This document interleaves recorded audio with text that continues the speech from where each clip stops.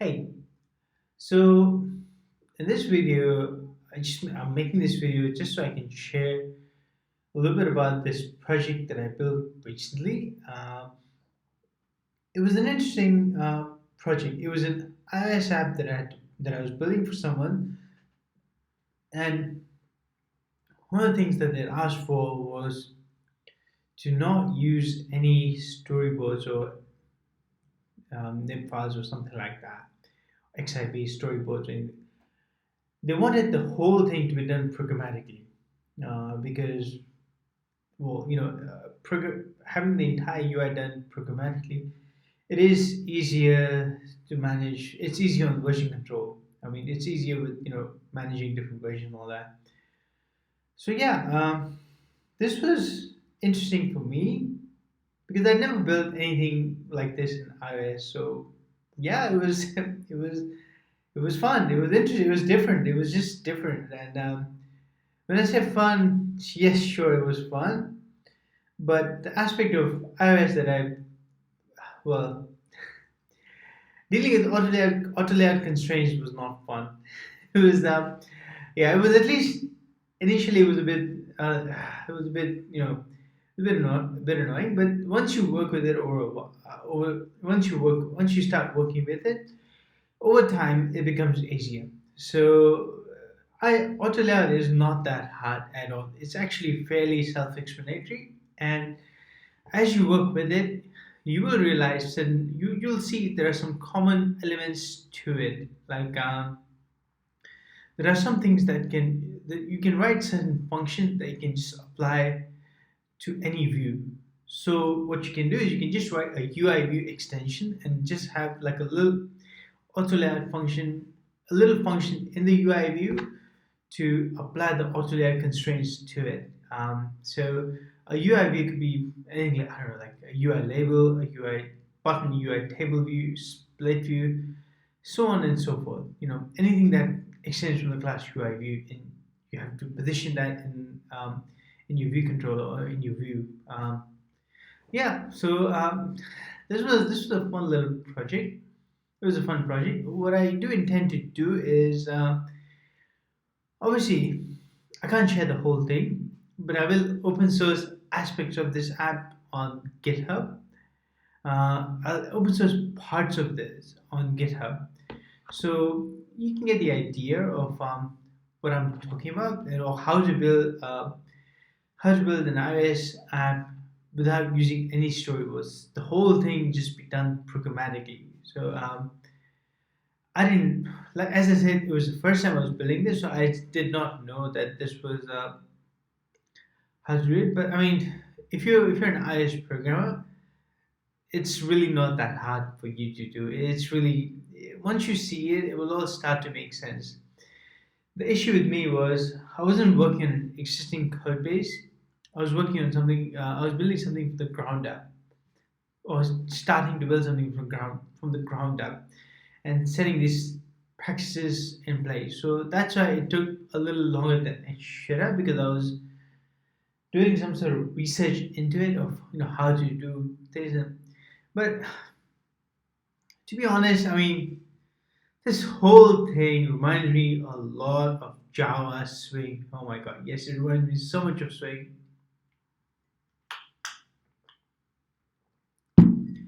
Remember Java Swing?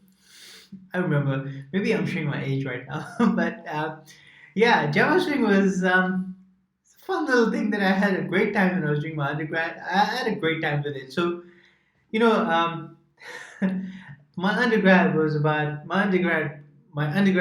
research was about um, uh, artificial intelligence, human-like artificial intelligence in video game bots.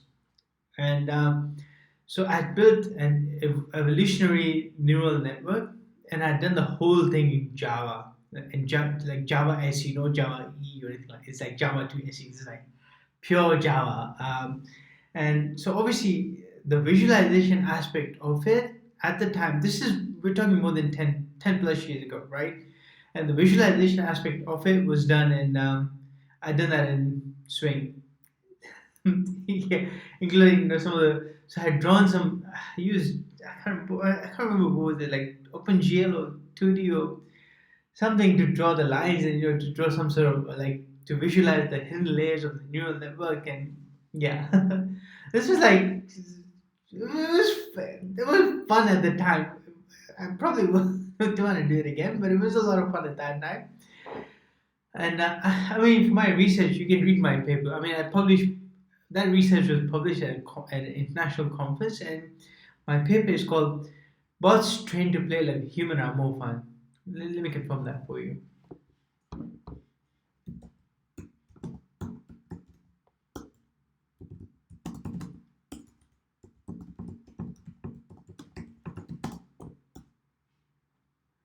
Yep, that's exactly what it's called. Bots trained to play like a human are more fun. I mean, you can put that on Google search or Bing search or whatever, and then I'm sure the publication should come up. And yeah, I have a go at it, but I did like 10 plus years ago. Anyway, so yeah, this entire process of building the iOS app UI, it reminded me a little bit of the iOS app UI programmatically. It reminded me a little bit of that. It's a lot like that. So it's really not that hard, and you will get the hang of it. Now, so that part was all right. But the only part that I had a lot of fun with during this entire process was generics in Swift. That was cool. So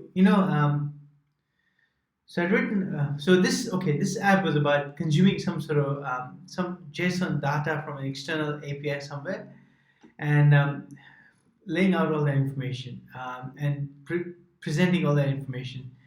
So to consume that data, and obviously I had created a class of.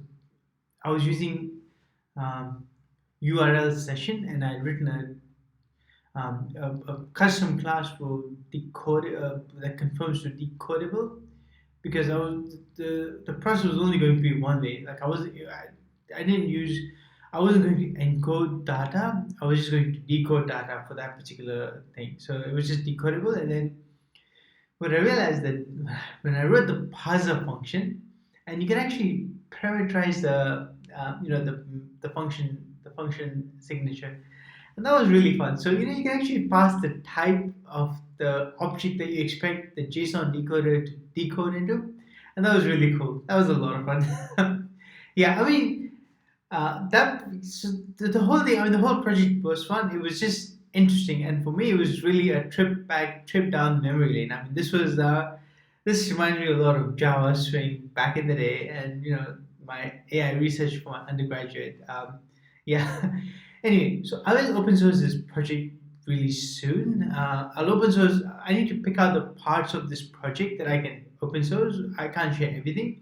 So I'll pick out the little parts of it and I'll share that on GitHub so you can have a look at it and then see what it's like to build this particular project. Build an iOS app in such a way.